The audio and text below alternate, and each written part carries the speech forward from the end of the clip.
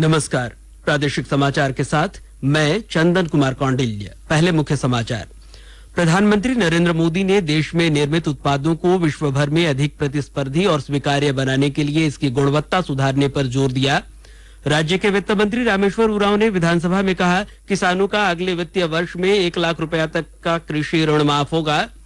राज्यपाल द्रौपदी मुर्मू ने 3 दिवसीय एग्रोटेक किसान मेला का उद्घाटन किया। कहा, किसानों को नई तकनीक का लाभ उठाना चाहिए। और देवघर और जामताड़ा जिले से 15 साइबर अपराधी गिरफ्तार, कई मोबाइल, सिम कार्ड, नकद और वाहन जब्त। और अब समाचारों से पहले एक जरूरी संदेश। कोविड-19 महामारी के खिलाफ देश एकजुट होकर लड़ रहा है। आप भी हमारे साथ सुरक्षा और बचाव के 3 आसान एहतियाती उपायों का संकल्प लें। मास्क पहने, 2 गज की दूरी है जरूरी, सुरक्षित दूरी बनाए रखें, हाथ और मुंह साफ रखें। प्रधानमंत्री नरेंद्र मोदी ने देश में निर्मित उत्पादों की गुणवत्ता में सुधार लाने पर जोर दिया है, ताकि उन्हें पूरे विश्व में और अधिक प्रतिस्पर्धी और स्वीकार्य बनाया जा सके। प्रधानमंत्री उत्पादन से जुड़ी प्रोत्साहन योजना पर उद्योग संवर्धन और आंतरिक व्यापार विभाग, DPIIT तथा नीति आयोग के वेबिनार को संबोधित कर रहे थे। इस योजना की शुरुआत उत्पादन को बल देने के लिए उद्योगों को प्रोत्साहन देकर विभिन्न क्षेत्रों में देश को आत्मनिर्भर बनाने के लिए की गई है। कोशिश ये है कि देश का बजट और देश के लिए पॉलिसी मेकिंग सिर्फ सरकारी प्रक्रिया बनकर ना रहे, देश के विकास से जुड़े हर स्टेक होल्डर्स का इसमें इफेक्टिव एंगेजमेंट हो।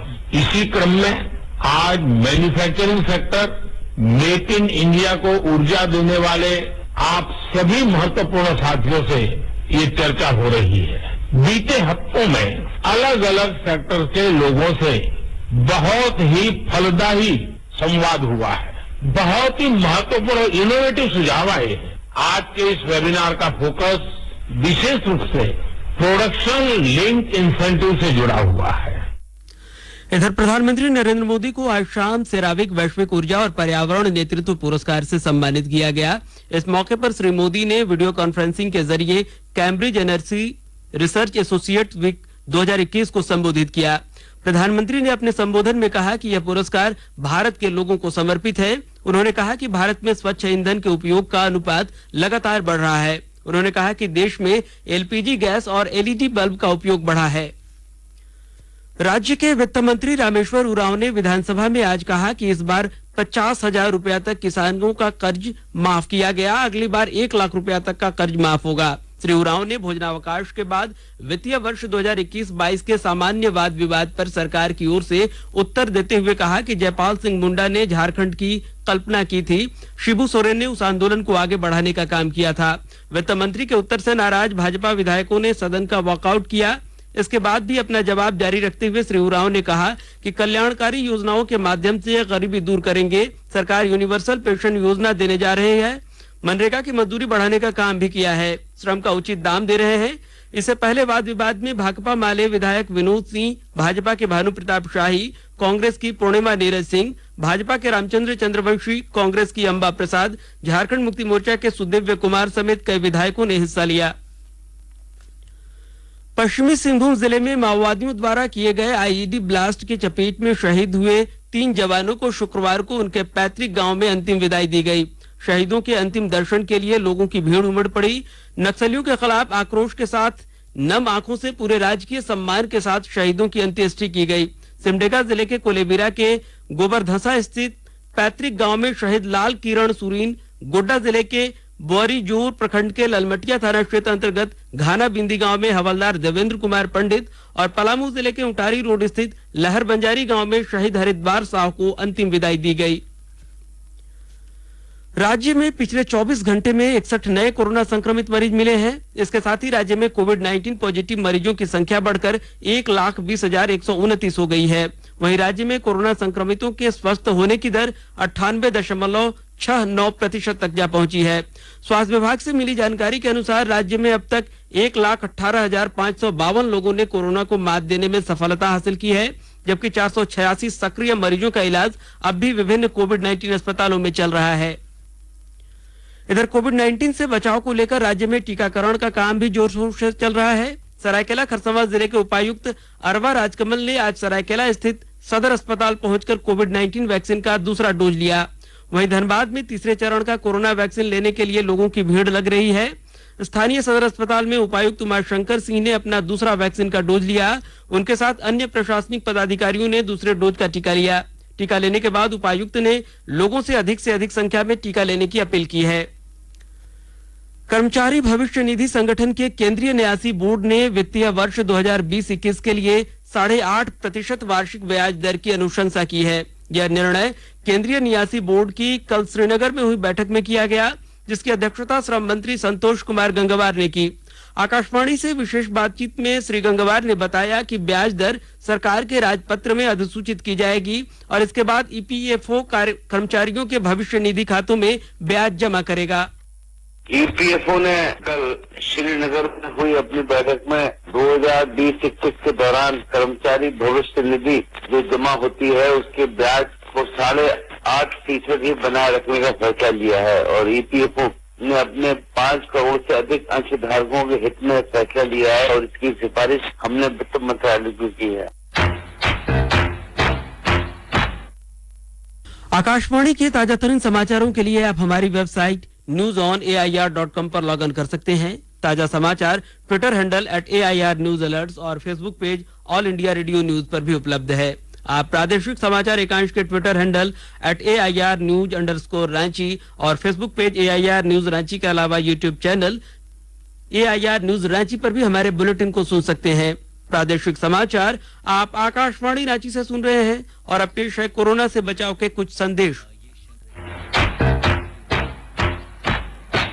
चलो मिलकर एक शुरुआत करें, चलो एक फैसला आज करें, मास्क नहीं तो टोकेंगे, कोरोना को रोकेंगे, चलो एक वादा करते हैं, चलो एक वादा करते हैं, मास्क नहीं तो टोकेंगे, कोरोना को रोकेंगे।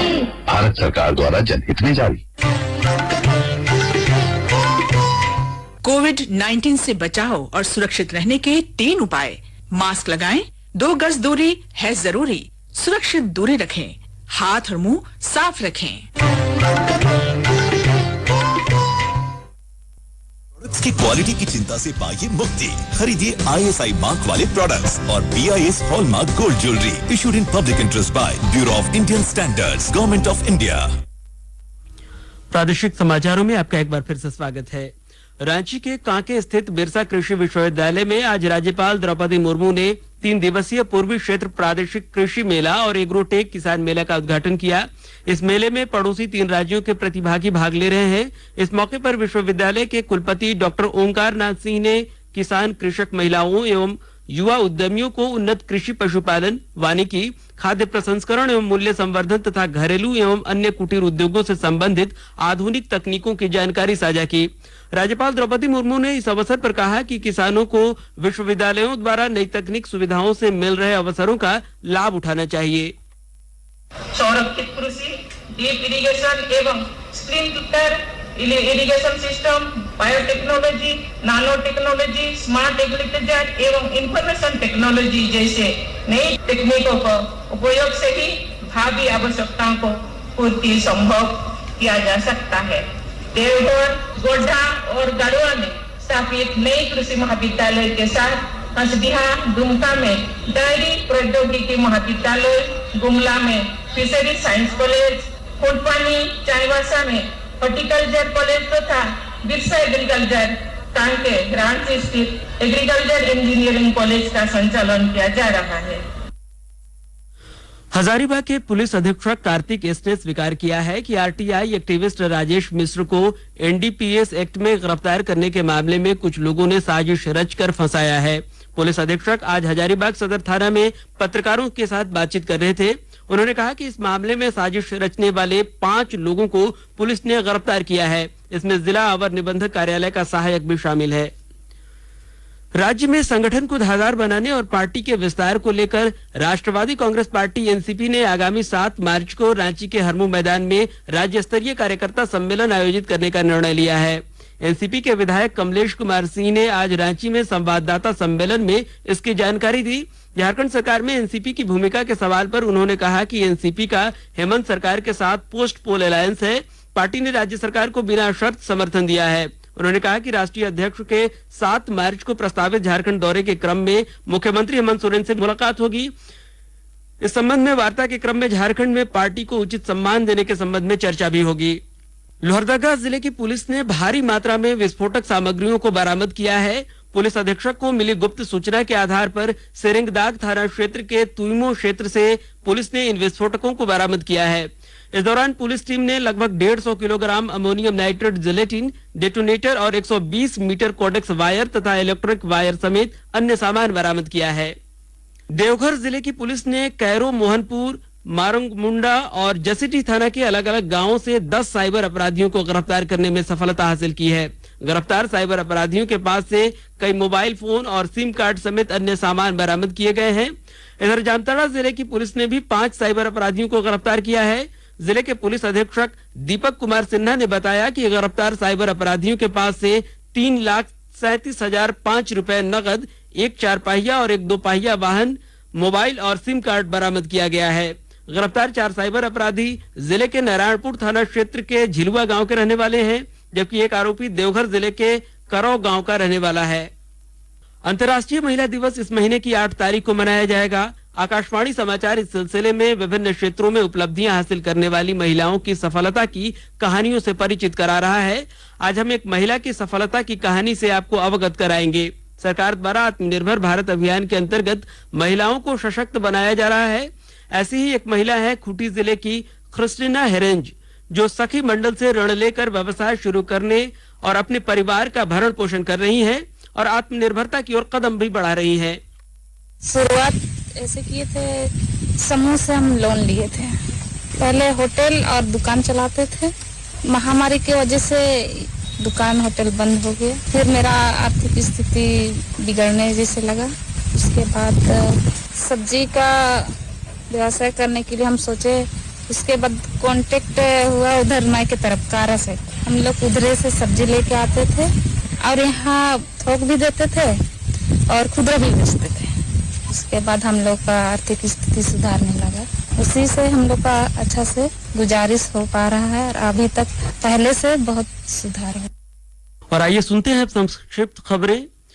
मुख्यमंत्री हेमंत सोरेन ने आज रांची में मंत्री मिथिलेश ठाकुर के नेतृत्व में गढ़वा जिले से आए एक प्रतिनिधि मंडल से मुलाकात कर क्षेत्र की समस्याओं से अवगत हुए। धनबाद में रेल एसपी के आवास से सटे हिस्से में सिग्नल एंड टेलीकॉम विभाग के केबल स्टॉक में आज भीषण आग लग गई।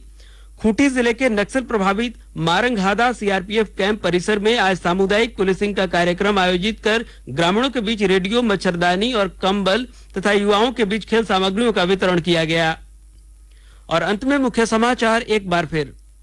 प्रधानमंत्री नरेंद्र मोदी ने देश में निर्मित उत्पादों को विश्व भर में अधिक प्रतिस्पर्धी और स्वीकार्य बनाने के लिए इसकी गुणवत्ता सुधारने पर जोर दिया।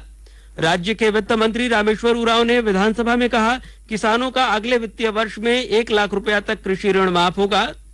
राज्यपाल द्रौपदी मुर्मू ने 3 दिवसीय एग्रोटेक किसान मेला का उद्घाटन किया। कहा, किसानों को नई तकनीक का लाभ उठाना चाहिए।